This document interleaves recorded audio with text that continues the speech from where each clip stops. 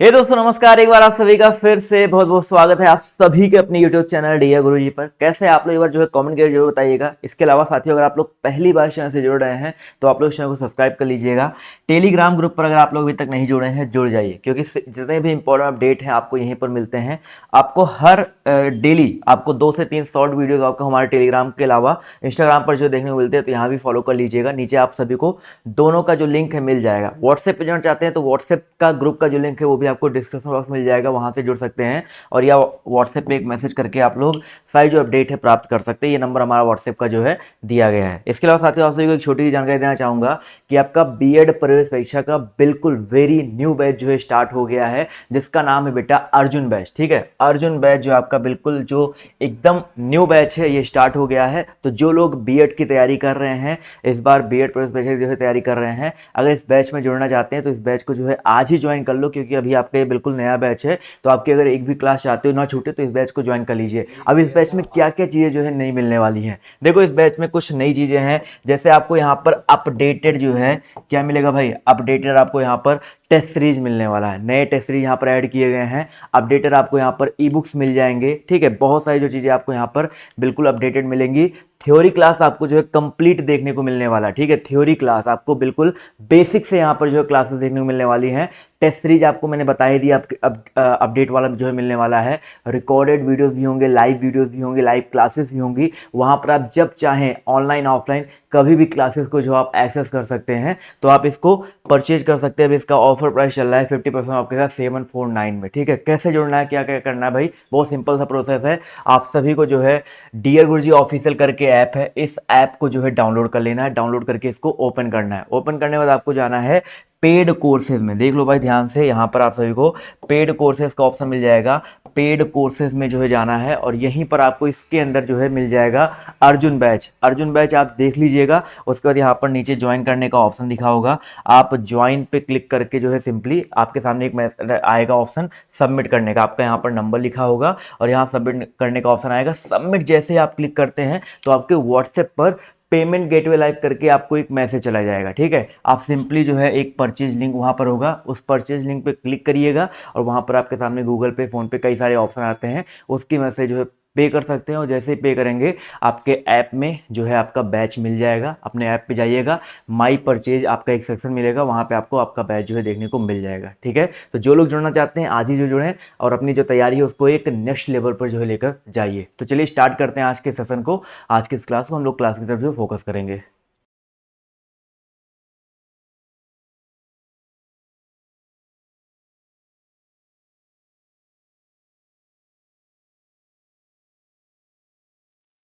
चलो dear, hello नमस्कार दोस्तों, स्वागत है आप सभी का एक बार फिर से आपके अपने परिवार डियर गुरुजी में। चलिए भैया जल्दी जल्दी से आप सभी लोग आ जाओ। आप सभी को पता है ये हिंदी की महत्वपूर्ण श्रृंखला पर डे आपका सेम समय पर चलती है, तो आप सभी लोग भैया जल्दी जल्दी से जुड़ जाओ, जिससे जल्दी से ही आपके क्लास को स्टार्ट करें। चलो भैया फटाफट स्टार्ट करते हैं बिना किसी देरी के। पहला सवाल है यहाँ पर, सबसे बढ़िया प्यारा सवाल है। कहा गया बघेली का प्रमुख क्षेत्र कौन सा है? बघेली का प्रमुख क्षेत्र कौन सा है भैया? जल्दी जल्दी से आप सभी लोग बता दो। सबसे पहली बात जानो, आप जानते हैं जो बघेली है पूर्वी हिंदी की उपबोली है ना, किसकी है? पूर्वी हिंदी के अंतर्गत आती है। किसके अंतर्गत आती है? इसे समझ लो, आसान हो जाएगा। पूर्वी हिंदी के अंतर्गत आती है कौन कौन सी आप जानती हैं? अवधी आता है, बघेली और छत्तीसगढ़ी। कहाँ आता है? अवधी आएगा, बघेली आएगा और कौन आएगा? छत्तीसगढ़ी आएगा। कौन आएगा भैया? अवधी, बघेली और कौन आएगा? छत्तीसगढ़ी। कौन आएगा भैया? अवधी, बघेली और छत्तीसगढ़ी आता है। इसमें से अगर पूछा जाए भैया तो इसमें से कौन सा प्रमुख क्षेत्र है? मिर्जापुर। उत्तर प्रदेश में आप जानते हैं कौन सा है? उत्तर प्रदेश में क्या है? मिर्जापुर। तो मिर्जापुर में आपको भी पता है क्या होता है यहाँ पर, जो है बघेली का प्रमुख क्षेत्र कौन सा है? मिर्जापुर है डेट। आप सभी को यहां तक याद रखना है। क्लियर है? चलो, आप जानते हैं इसका एक खतरनाक नाम है ना, आप जानते हैं ये मध्य प्रदेश के रीवा में बोली जाती है। कहां पर? मध्य प्रदेश के रीवा में। मध्य प्रदेश के कहां पर? रीवा में। रीवा में बोली जाती है ना, रीवा में बोली जाती है। रीवा में बोली जाती है, बोली जाती है। जिसके कारण इसका नाम क्या पड़ा? जिसके कारण इसे इसे रिवई भी कहा जाता है। क्या कहा जाता है? रिवई भी कहा जाता है भैया, रिवई भी कहा, क्या कहा जाता है, रियोई भी कहा जाता है। इसका अन्य नाम क्या है, रियोई है भैया, इसे क्या कहा जाता है, रियोई भी कहा जाता है। आप सभी को याद रखना, क्लियर है, याद रहेगा। इसके अलावा आप सभी लोग जानते हैं प्रयागराज के जिलों में, छत्तीसगढ़ में ये बोली जाती है, तो सबसे प्रमुख इसमें कौन होगा, ऑप्शन नंबर ए मिर्जापुर हो जाएगा। आगे अगर हम बात करें क्या होगा भैया, नेक्स्ट सवाल कहा गया इनमें से कौन सा शब्द प्रति उपसर्ग से निर्मित शब्द रूप है। प्रति उपसर्ग से, प्रति उपसर्ग से निर्मित आप जानते हैं यहाँ यड़ संधि है भैया, यहाँ पर क्या है, प्रति प्लस का एक लगा हुआ है। क्या लगा हुआ है भैया, यहाँ पर प्रति प्लस का क्या जुड़ा है डियर, एक लगा है।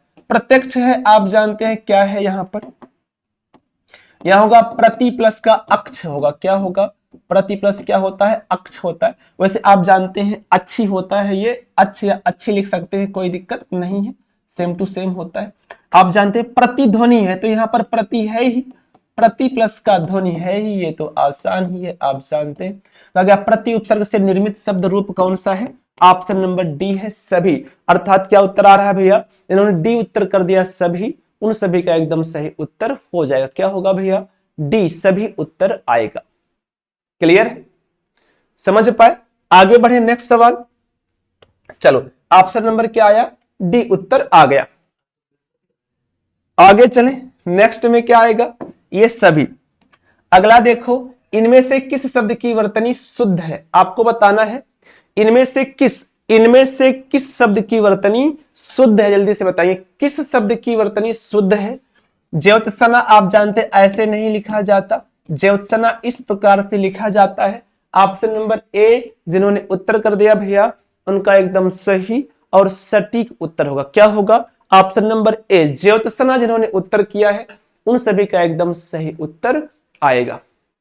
क्लियर है भैया, समझ पाए आप सभी लोग।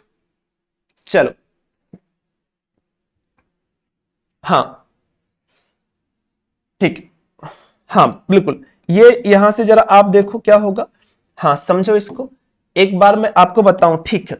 ये ऐसे लिखा जाता है, क्या लिखा जाता है, ज्योत्सना।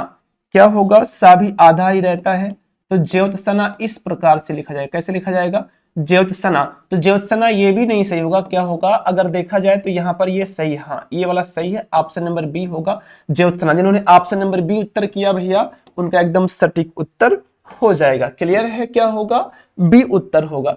आगे देखो, गायक में इनमें से कौन सा प्रत्यय प्रयुक्त है, बताओगे, गायक में इनमें से कौन सा प्रत्यय प्रयुक्त हुआ है।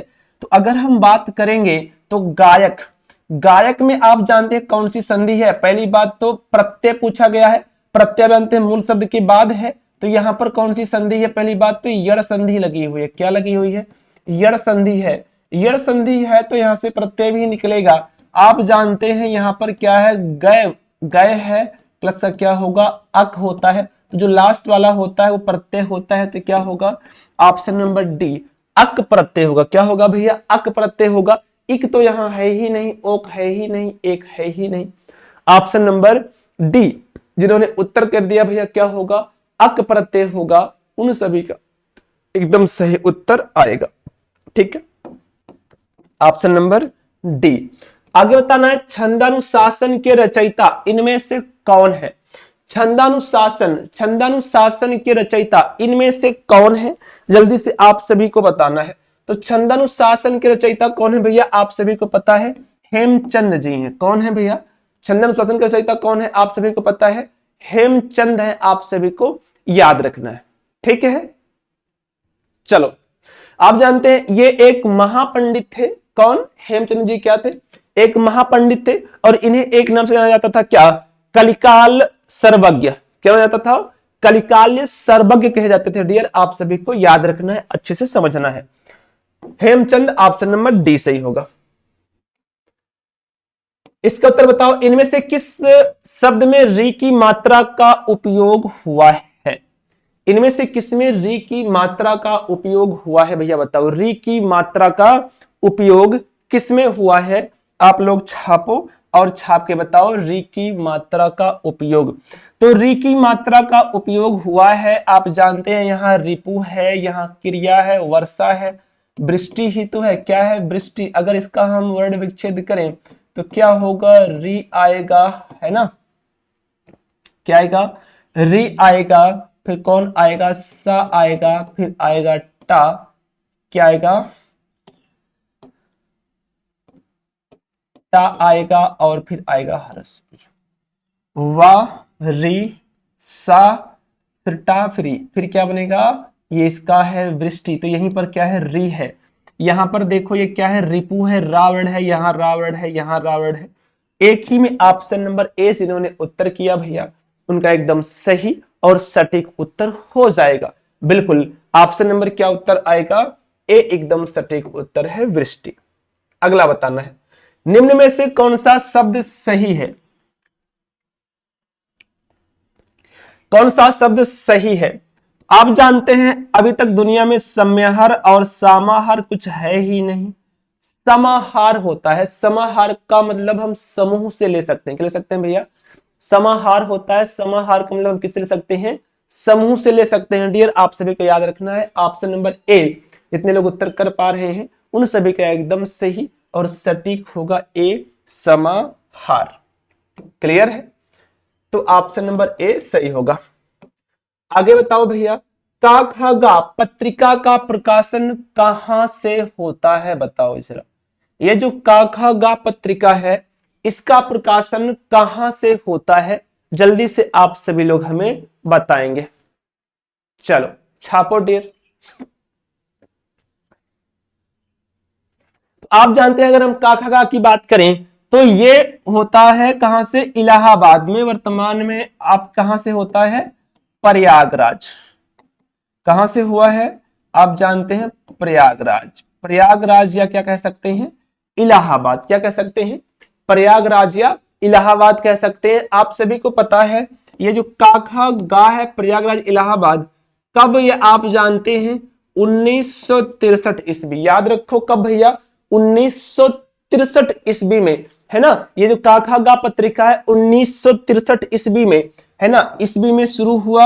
आप जानते हैं में शुरू हुआ, और का खा गा 3 है, इसलिए कैसा था, ये त्रैमासिक पत्रिका था भैया। याद रखो त्रैमासिक यानी 3 माह के बाद, कैसा था, ये त्रैमासिक पत्रिका था। कैसा पत्रिका था, याद रखना है भैया, त्रैमासिक पत्रिका, है ना।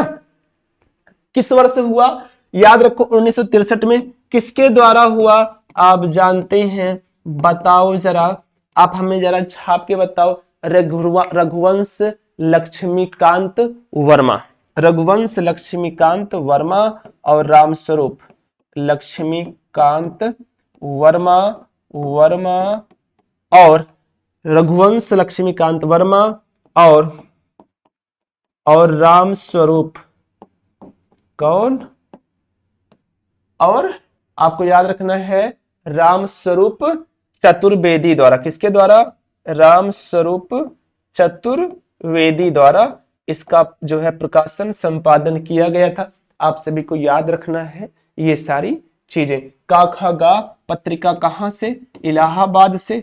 कब शुरू, 1963 में। कैसी पत्रिका, त्रैमासिक। किसने किया, रघुवंश लक्ष्मीकांत और Ramswaroop Chaturvedi. Option number D एकदम सटीक। आगे बढ़ो, इनमें से कौन सा शब्द सुकर्म का विलोम है। सुकर्म का साकर्म नहीं होगा, सुपथ का बिल्कुल नहीं होगा, सुकर्म का निष्कर्म नहीं होता है, सुकर्म का क्या होता है, कुकर्म होता है। याद रखना है क्या होता है भैया, सुकर्म का क्या होता है, कुकर्म। ऑप्शन नंबर बी, जिन्होंने उत्तर कर दिया भैया उन सभी का एकदम से सही उत्तर आने वाला है ऑप्शन नंबर बी।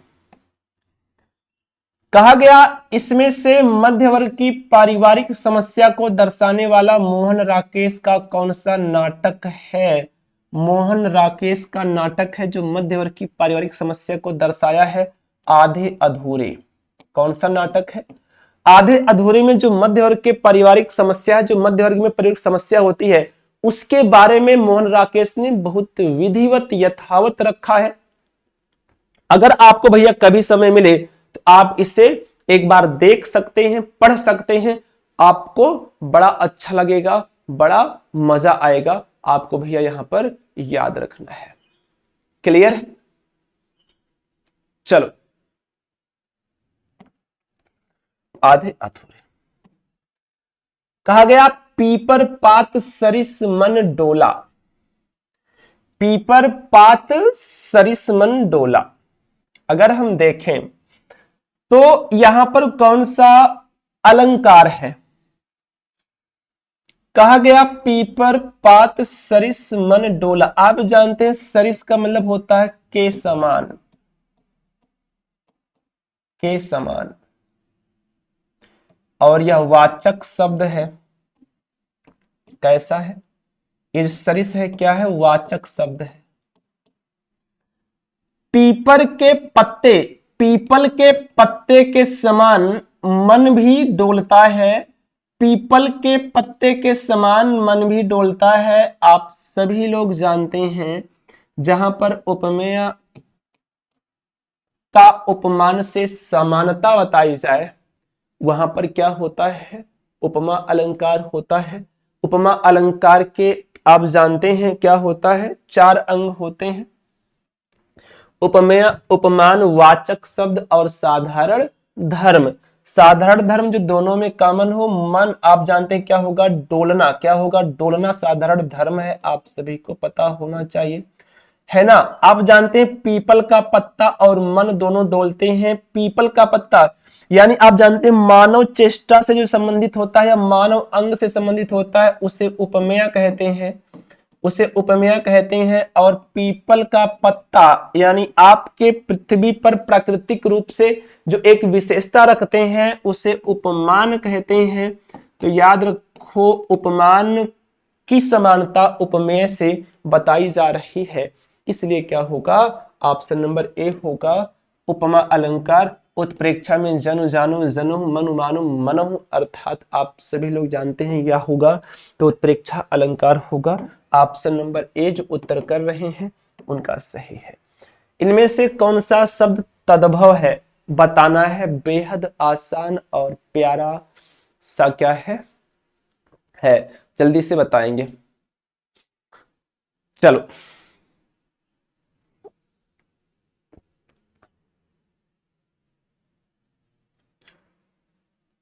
कहा गया इनमें से कौन सा शब्द तद्भव है? तो आप जानते हैं धतूरा, डोरा और जुआ, ये सारे के सारे कौन से शब्द हैं? तद्भव शब्द। धतूरा, धतूरा आप जानते हैं, धतूरा, डोरा, जुआ, सारे के सारे शब्द कैसे हैं? तद्भव शब्द हैं। बेहद आसान सा सवाल है, ऑप्शन नंबर डी एकदम सही होगा।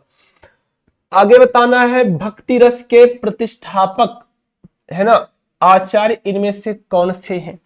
भक्ति रस, भक्ति रस के प्रति, है ना, प्रतिष्ठापक आचार्य इनमें से कौन से हैं? भैया जल्दी से आप सभी लोग हमें बता दीजिए। आप सभी को पता होगा भक्ति रस के आचार्य कौन माने जाते हैं? रूप गोस्वामी जी माने जाते हैं। कौन माने जाते हैं भैया? आप सभी को पता है रूप गोस्वामी जी माने जाते हैं। आप सभी को याद रखना है। आप सभी जानते हैं जो रूप गोस्वामी है वो वृंदावन में चैतन्य महाप्रभु द्वारा भेजे गए 6 गोस्वामी में से एक थे। आपको पता है चैतन्य प्रभु द्वारा वृंदावन में 6, आप जानते हैं 6 गोस्वामियों को भेजा गया था, जिन्हें 6 गोस्वामी नाम दिया, जो है 6 गोस्वामी नाम दिया गया था। तो आपको याद रखना उनमें से एक, है ना। हाँ, आपको याद रखना।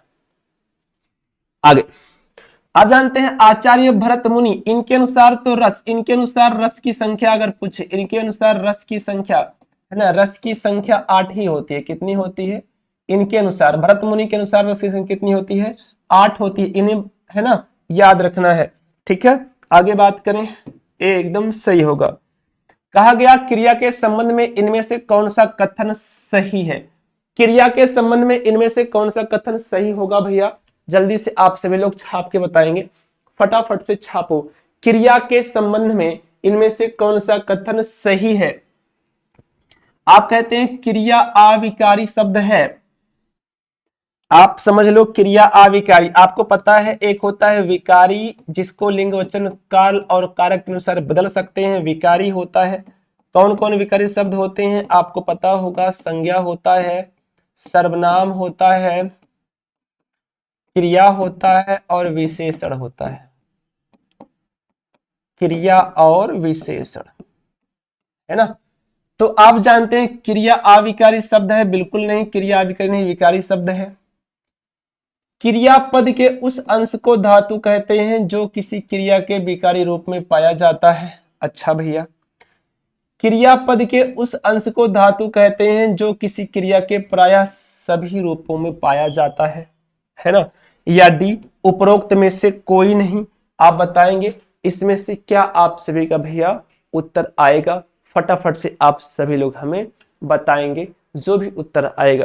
तो याद रखो मैंने अभी क्या कहा, पहली बात तो क्रियापद के उस अंश को धातु कहते हैं जो किसी क्रिया के विकारी रूप में पाया जाता है, बिल्कुल नहीं, गलत बात है। क्रियापद के उस अंश को धातु कहते हैं जो किसी क्रिया के प्रायः सभी धातु रूपों में पाया जाता है, एकदम सही है। धातु रूपों में ही तो धातु जो है क्रिया पाया जाएगा, है ना। तो आप क्या होगा, ऑप्शन नंबर सी एकदम सटीक होगा। जिन्होंने सी उत्तर कर दिया उनका एकदम सही उत्तर आएगा। कहा गया त्रिधारा नामक ग्रंथ के रचनाकार कौन है? त्रिधारा नामक ग्रंथ के रचनाकार कौन है, जल्दी बताओ। त्रिधारा नामक ग्रंथ के रचनाकार कौन है, जल्दी से बताओ। बेहद आसान सा सवाल है। जो त्रिधारा है, त्रिधारा किसने लिखा है? सुभद्रा कुमारी चौहान ने। किसने लिख दिया भैया? जो त्रिधारा है उसको किसने लिखा है? Subhadra Kumari Chauhan. Option number C जो उत्तर कर रहे हैं भैया उन सभी का एकदम सही और सटीक उत्तर होगा। आगे बताना है, इनमें से आगे नाथ न पीछे पगहा लोकोक्ति का क्या अर्थ है? आगे नाथ न पीछे पगहा, पहली बात तो आप जानो कि मुहावरों का एक विशेष अर्थ होता है, कभी साधारण अर्थ देते ही नहीं, है ना। तो कहा गया है जिम्मेदार व्यक्ति होना। आगे नाथ न पीछे पगहा मतलब जिम्मेदार होता, ये कब से होने लगा? गांव में आपसे जरूर ये कहावत होगी। अत्यंत गरीब होना, बिल्कुल नहीं। पशु विहीन का कोई मतलब ही नहीं है। किसी तरह की जिम्मेदारी ना होना, एकदम सही बात है। यानी कह सकते हैं लापरवाह होना, लापरवाह होना या किसी भी तरह की जिम्मेदारी ना होना को कहते हैं। कहते नहीं तोरे न आगे नाथ न पीछे पगहावा तू का जन्म, है ना, पारिवारिक समस्या का होता है। इस तरह से गांव वाले बात करते हैं। तो क्या होगा भैया, आपको याद रखना है ऑप्शन नंबर डी जो लोग उत्तर कर रहे हैं उन सभी का एकदम से सही उत्तर होगा। कहा गया इनमें से कौन सा शब्द स्नेह का समानार्थी शब्द नहीं है? स्नेह का समानार्थी शब्द नहीं है। पहली बात तो स्नेह मतलब आप जानते हैं प्रेम तो होता है, ये आप सभी लोग जानते हैं क्या होता है। क्या होता है? स्नेह मतलब प्रेम होता है, स्नेह मतलब चिकनाहट होता है, स्नेह मतलब तेल होता है, स्नेह मतलब प्रेम होता है, लेकिन स्नेह मतलब गोद नहीं होता। याद रखेंगे भैया, क्या नहीं होता? स्नेह मतलब क्या नहीं होता? गोद नहीं होता। यानी ऑप्शन नंबर सी जो उत्तर कर रहे हैं, ऑप्शन नंबर सी जो उत्तर कर रहे हैं उनका एकदम सही और सटीक उत्तर आएगा। आगे बताना है, देख लो साकेत नगरी है यही स्वर्ग से गगन में मिलने जा रही है। उपर्युक्त पंक्ति में कौन सा अलंकार है? बेहद आसान और बहुत अच्छा भी है। आप बताएंगे यहां पर कौन सा अलंकार होगा भैया, है ना। चलो, कहा गया देख लो साकेत नगरी यही है। यहां पर साकेत नगरी का मतलब अयोध्या। कहा गया यह जो अयोध्या नगरी है, जो अयोध्या नगरी के ये जो ऊंचे ऊंचे भवन है, कहा गया है देख लो अयोध्या नगरी। ये जो अयोध्या नगरी है, यहाँ के जो अयोध्या नगरी जो ऊंचे ऊंचे भवन है, ये आकाश को स्वर्ग से गगन में मिलने जा रहे हैं। ये आकाश को छूने जा रहे हैं, आकाश को छूने वाले हैं। क्या ऐसा संभव है? ऐसा संभव है कि कोई स्वर्ग कोई भवन आकाश को छू पाए? आप जानते हैं यहाँ पर डायलॉग मारा गया है, अतिशय बात किया गया है। यानी कैसा है? झूठ बोला गया, बात को बहुत बढ़ा चढ़ाकर कहा गया। जहां पर किसी बात को बहुत बढ़ा चढ़ाकर कह दिया जाए, जो लोक सीमा लांघ जाए, है ना, प्रशंसा बहुत ज्यादा कर दी जाए, है ना। आप जानते हैं जहां पर लोक सीमा को लांघकर किसी वस्तु को बढ़ा चढ़ाकर, है ना, या प्रशंसा या वर्णन किया जाए, वहां पर क्या होता है? अति संयुक्ति अलंकार होता है। ऑप्शन नंबर ए एकदम सटीक होगा। जिन्होंने ए उत्तर किया सही है। आगे कहा गया निम्नलिखित में समानता सूचक चिन्ह कौन सा है, जल्दी से बताएंगे। समानता सूचक, तो सबसे पहली बात आप जानते हैं ये जो हमारा है अल्प विराम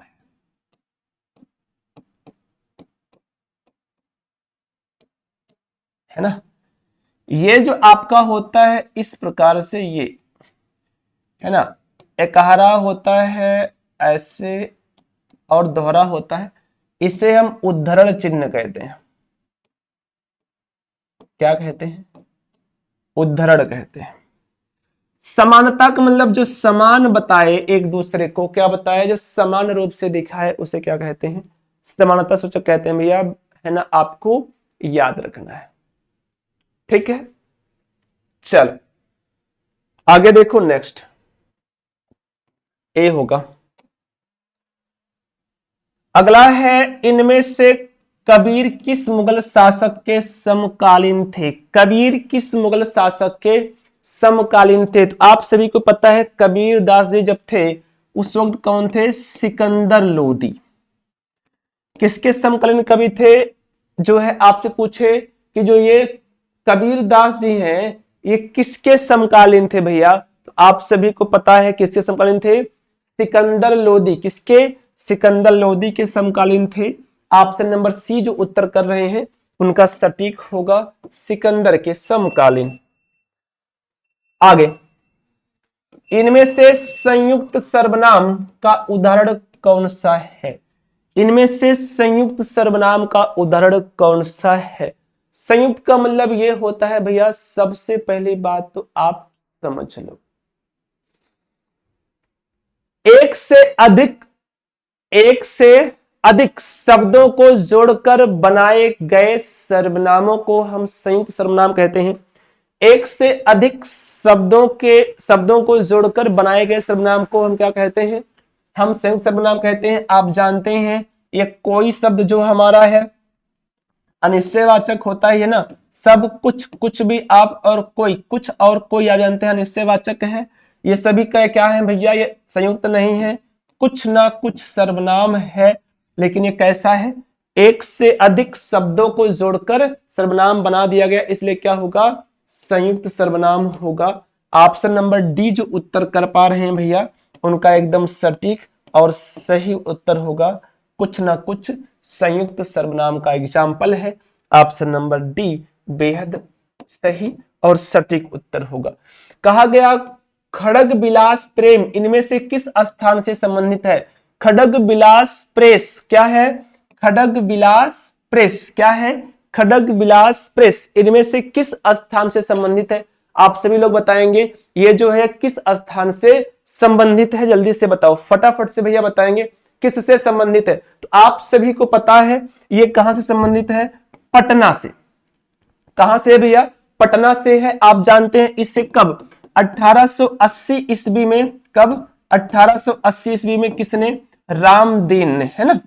आपको याद रखना है कब? 1880 ईस्वी में अगर हम बात करें तो पटना, आप जानते हैं रामदीन सिंह ने 1880 ईस्वी में पटना के, आप जानते हैं बांकीपुर में खड़ग विलास प्रेस की स्थापना किया था। कौन? रामदीन सिंह ने। आपको याद रखना है 1880 ईस्वी, पटना। ऑप्शन नंबर डी एकदम सही और सटीक उत्तर होगा भैया, आप सभी को याद रखना है। क्लियर है? चलो आगे देख लो, ऑप्शन नंबर डी हो गया। नेक्स्ट बताओ, इनमें से कौन सा शब्द कालवाचक अव्यय का उदाहरण है? कालवाचक यानी जो काल को दर्शाता हो, कालवाचक उदाहरण को बताना है, जल्दी से आप सभी को बताना है ना। चलो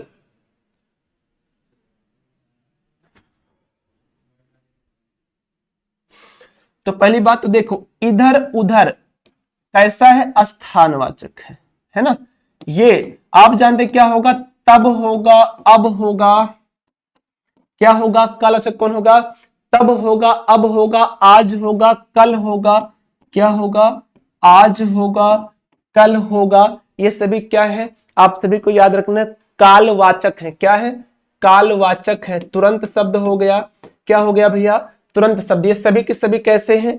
कालवाचक अव्यय होते हैं, आप सभी को याद रखना है। क्या होते हैं? कालवाचक। Option number B. कहा गया लता गीत गा रही थी, इसमें किसका उदाहरण है? सबसे पहली बात तो थी है, इसलिए भूतकाल होगा। ठीक है, सभी में भूतकाल है। आपको पता है जब भूतकाल में कार्य लगातार, कार्य जारी हो लगातार, लेकिन पूरी हुई कि नहीं हुई इसका कोई ज्ञान ना हो, कार्य लगातार जारी रहा हो यानी पूरा ना हुआ हो, तो पूरा ना हुआ हो इसका मतलब अपूर्ण था। कैसा था? अगर पूरा नहीं हुआ तो कैसा था? अपूर्ण था। ऑप्शन नंबर डी एकदम सही होगा। अपूर्ण भूतकाल का पहचान होता है, क्या होता है? पहचान होता है यदि वाक्य के अंत में क्या हो? वाक्य के अंत में भैया याद रखो, कहा वाक्य के अंत में क्या आए? रहा था। क्या आए? रहा था, रही थी आए और रहे थे आए। रहा था, रही थी और रहे थे आए, ये सभी क्या होता है? आप जानते हैं अपूर्ण भूतकाल को दर्शाएंगे भैया, आप सभी को याद रखना है। ऑप्शन नंबर डी एकदम सटीक उत्तर होगा। कहा गया परीक्षा केंद्र में इनमें से कौन सा समास है?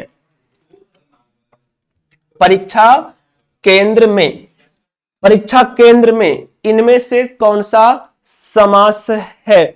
जल्दी से भैया आप सभी लोग हमें बताएंगे, है ना। चलो, परीक्षा केंद्र, तो सबसे पहली बात तो अपादान तत्पुरुष अधिकरण संप्रदान इनमें से कोई नहीं। पहले इसका आप विग्रह कर लो। तो परीक्षा केंद्र, परीक्षा केंद्र का विग्रह क्या होगा भाई? परीक्षा के लिए केंद्र क्या होगा? परीक्षा के लिए केंद्र क्या होगा डियर?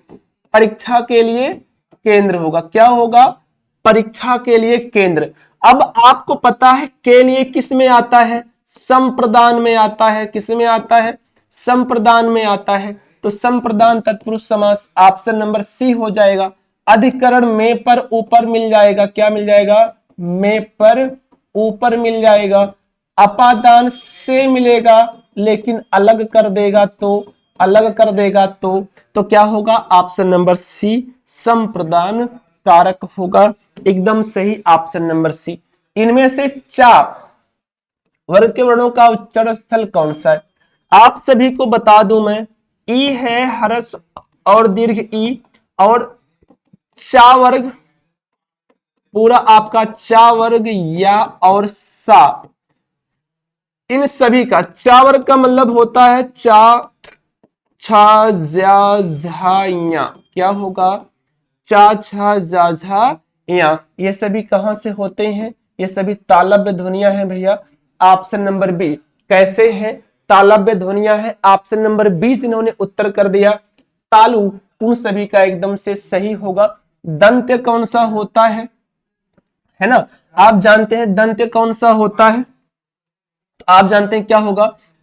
ता वर्ग। क्या आएगा? ता वर्ग यानी ता था दाधा ना, ता था दाधा ना, दंत्य वर्ग आता है। आप जानते हैं हरस और दीर्घ आ प्लस काखा गाघा। क्या आएगा? काखा गा घा, काखा गाघा ना आएगा। इसी में हा आएगा, इसी में विसर्ग आएगा। मूर्धा में क्या आता है ना? री आएगा। टाठा डाढ़ा पूरा टा वर्ग आएगा। क्या आएगा? टाठा डा ढा ड़ा। क्या आएगा? टाठा डाढ़ा ड़ा, है ना। इसी में रा भी आएगा, इसी में सा भी आएगा। आप सभी को याद रखना है ना। चलो हाँ, इसी में आप क्या लिख लो? ये वाला सा भी लिख लो। इसी में एक और होता है री, आपको याद रखना है। तो क्या होगा? ऑप्शन बी जिन्होंने उत्तर किया भैया उनका सही होगा। इनमें से किस जिले में कन्नौजी बोली बोली जाती है? बताना है किस जिले में भैया कन्नौजी बोली बोली जाती है। जल्दी से आप सभी लोग हमें बताएंगे किस जिले में कन्नौजी बोली बोली जाती है। उरई में या झांसी में? आप जानते हैं झांसी में ज्यादातर क्या बुंदेलखंडी चलती है ना। चलो, तो कहां बोली जाती है? उरई, झांसी, हरदोई। क्या हरदोई में बोली जाएगी? क्या हरदोई में? तो आप जानते हैं कन्नौजी बोली कहाँ बोली जाती है, इनमें से हरदोई में बोली जाती है। ऑप्शन नंबर सी एकदम सही होगा, जिन्होंने उत्तर कर दिया है। अगला कहा गया भारत में कितने प्रकार के भाषा परिवार पाए जाते हैं, बताओ जरा। भारत में कितने प्रकार के भाषा परिवार पाए जाते हैं, जल्दी से बताओ। चलो, आपको पता है कितने पाए जाते हैं? 5। हिंद आर्य भाषा, हिंद आर्य भाषा परिवार, द्रविड़ भाषा परिवार, क्या होगा? द्रविड़, क्या होगा? द्रविड़ भाषा परिवार, आर्य भाषा परिवार, है ना। क्या बताया मैंने कहा आपको हिंद आर्य भाषा परिवार, द्रविड़ भाषा परिवार, है ना। आप ऑस्ट्रो क्या बताएंगे? ऑस्ट्रो एशियाटिक, क्या होगा? ऑस्ट्रो एशियाटिक, एशियाटिक भाषा परिवार, चीनी, आप जानते हैं कौन सा आगे होगा? चीनी तिब्बती भाषा परिवार, क्या होगा?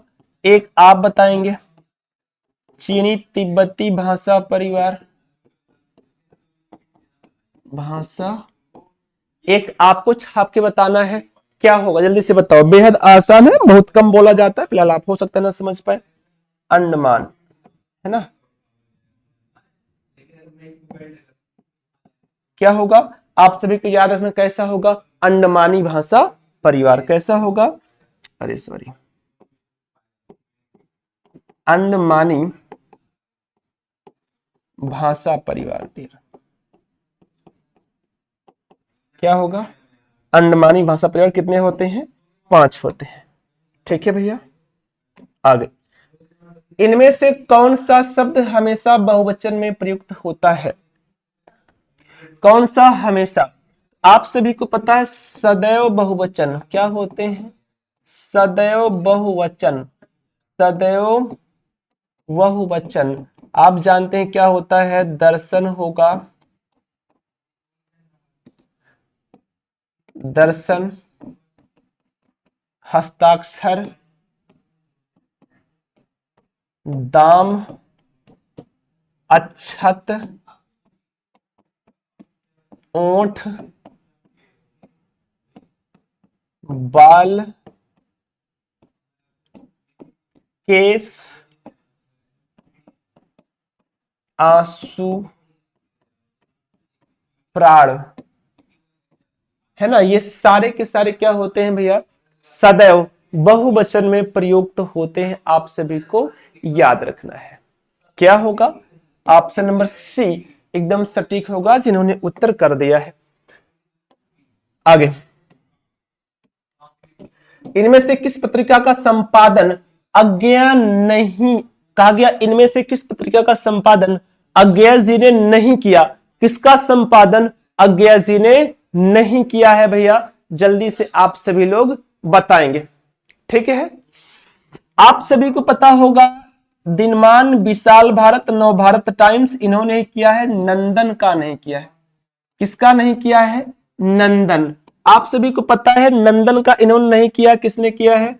जयप्रकाश। आपको पता है नंदन जो है नंदन, आपको पता है नंदन पत्रिका का संपादन इन्होंने नहीं किया, किसने किया है?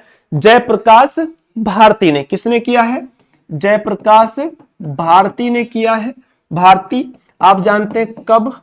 1994। कब आपसे पूछा जाए तो आप कब बताएंगे? 1964। सॉरी डियर, क्या होगा? 1994 नहीं, 64। क्या होगा?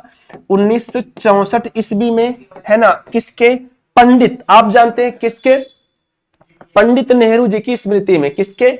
आपको याद रखना है, नेहरू जी के स्मृति में। किसके भैया? नेहरू जी के स्मृति में। नेहरू जी के स्मृति में क्या होगा? नेहरू जी के स्मृति में 1964 होगा। क्या होगा भैया? 1964 ईस्वी। सुधार लेना, सही कर लेना। तो नंदन का इन्होंने नहीं किया, किसने किया? जयप्रकाश भारती ने किया, 1964 में किया, और पंडित नेहरू की स्मृति में किया भैया। आप सभी को याद रखना है, ठीक है। आगे,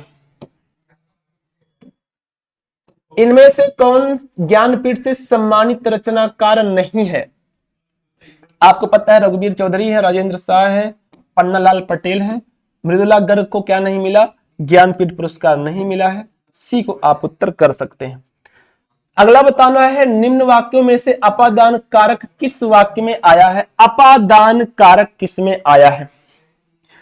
लड़का छत से कूद पड़ा था, से आया है। आपको पता है जहां पर क्या हो? से हो, लेकिन वहां क्या हो?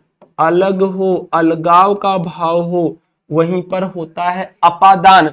तो लड़का छत से कूदा, लड़का छत से कूदा तो छत से अलग हुआ कि नहीं हुआ? ऑप्शन नंबर डी में ही अपादान कारक है। कहा गया हिमालय पहाड़ सबसे ऊंचा है, मेघा को पढ़ने दो, वह जाति से वैश्य है। से तो लगा है, लेकिन यहां पर आप जानते हैं करण कारक हो जाएगा। क्लियर है? चलो आगे बात करें।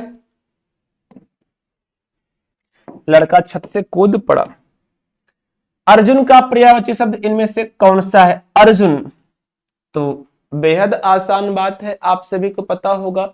अर्जुन को बहुत बार किसमें? आप सभी को पता है अर्जुन को बहुत बार, है ना, धनंजय नाम से बुलाया जाता है। आप लोग देखे होंगे महाभारत, अगर क्या देखे होंगे? महाभारत, तो ये संजय, रणंजय, मृत्युंजय कुछ नहीं, किस रूप में जाना जाता था? धनंजय के रूप में इनको जाना जाता था। आप सभी को याद रखना है, किस रूप में जाना जाता था? धनंजय के रूप में भैया जाना जाता था, ठीक है। चलो आगे होगा, पहली पुस्तक वापस करो में पहली में कौन सा विशेषण है? पहली पुस्तक वापस करो में पहली में कौन सा विशेषण है? तो पहली पुस्तक वापस करो, पुस्तक शब्द विशेष, आप जानते हैं विशेष्य है, संज्ञा है, और इसके पहले क्या है? पहली। आपको पता होगा जहां पर मिल जाए पहली, दूसरी, तीसरी, चौथी, ये सभी मिल जाए, वहां क्रमवाचक विशेषण होता है। पहली, दूसरी, है ना, तीसरी, क्या मिल जाए? तीसरी मिल जाए, है ना, 50वीं मिल जाए, 1000वीं मिल जाए, ये सभी अगर मिल जाते हैं तो क्रमवाचक होंगे। आवृत्ति में गुना हो जाता है, 3 गुना, 4 गुना, 5 गुना, 10 गुना, 1000 गुना, 100 गुना, ये सभी कहाँ जाएंगे? आवृत्ति में जाएंगे भैया। ऑप्शन नंबर सही होगा, ऑप्शन नंबर बी। जिन्होंने उत्तर कर दिया उन सभी का एकदम से सही होता है, ठीक है। चलो ऑप्शन नंबर बी सटीक है। कहा गया इनमें से देहाती दुनिया उपन्यास के लेखक कौन है? देहाती दुनिया उपन्यास के लेखक कौन है? जल्दी से आप सभी लोग बताएंगे, देहाती दुनिया लेखक के उपन्यास कौन है? तो आप जानते हैं एक ऐसे व्यक्ति जो उपन्यासकार भी हैं, देहाती दुनिया आपको पता है न महादेवी वर्मा का है, न रेणु का है, न प्रेमचंद्र जी का है। ऑप्शन नंबर बी शिव पूजन सहाय जी का है। एक प्रसिद्ध उपन्यासकार, कहानीकार और संपादक भी रहे हैं। आप सभी को भैया इसे याद रखना है। आगे बढ़ते हैं, अगला सवाल जल्दी जल्दी से कर लेते हैं। कहा गया अपना उद्देश्य पूर्ण होने पर संतुष्ट, अपना उद्देश्य पूर्ण होने पर संतुष्ट ऐसे वाक्यांश के लिए इनमें से कौन सा शब्द उपयुक्त है? याद रखो, गांव में एक भाषा चलती है, जब पूरा कार्य पूरा होता है कहते हैं भैया मैं तो सारा कार्य करके कृतार्थ हुआ है प्रभु, काम मेरा हो गया। तो क्या होगा डियर? Option number B. क्या होगा? Option number B. कृतार्थ जितने लोग उत्तर कर पा रहे हैं उन सभी का एकदम सही होगा, कृतार्थ हो जाएगा। आज का अंतिम सवाल आपके सामने है ना, आज का अंतिम सवाल आप सभी के सामने है। कहा गया इनमें से कौन सा वाक्य कर्मवाच्य का उदाहरण है? कर्मवाच्य का मतलब जिसमें कर्म विद्यमान हो, बेहद आसान है। राम पढ़ता है, राम करता, पढ़ना क्रिया, कर्म है ही नहीं, रीना रोती है, रीना करता और रोना क्रिया कर्म है ही नहीं। कुत्ता भौंकता है, कुत्ता आप जानते हैं क्या करता, भौंकना कर्म है ही नहीं। एक ही तो बच्चा आसानी से उत्तर दे सकते हैं ऑप्शन नंबर सी को। तो जिन्होंने ऑप्शन नंबर सी को उत्तर दिया भैया उन सभी का एकदम सही है। आप सभी को इस प्यारे से महत्वपूर्ण श्रृंखला में जुड़ने के लिए बहुत बहुत धन्यवाद। आशा करते हैं आप सारी चीजों को अच्छे से समझ गए होंगे, सारी चीजें आपकी क्लियर हुई होंगी। तो मिलते हैं भैया आपको नेक्स्ट क्लास में। तब तक आप सभी लोग ऐसे चलते रहे, बढ़ते रहे और बढ़ाते रहिए अपना हर कदम सफलता की ओर। आप सभी का बहुत बहुत धन्यवाद भैया। वंदे मातरम। आप सभी का दिन शुभ हो।